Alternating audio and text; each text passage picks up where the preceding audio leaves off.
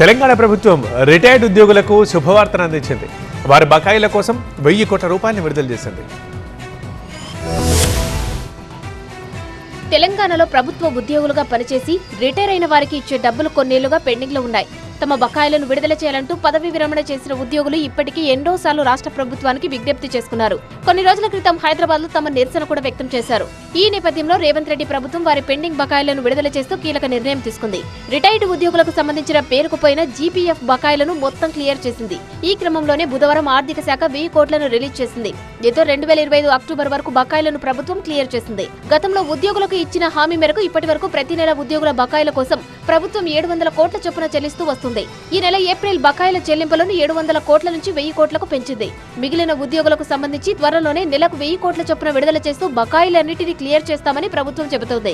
ఈ బకాయిల విడుదలతో పాటు భవిష్యత్తులో చెల్లింపుల ప్రక్రియను మరింత వేగవంతం చేసేందుకు ప్రభుత్వం నిర్ణయించింది. ఇందులో భాగంగా ప్రతి నెల చేసే చెల్లింపుల పరిమితిని మరో 1000 కోట్లకు పెంచుతూ ఆర్థిక శాఖ నిర్ణయం తీసుకుంది.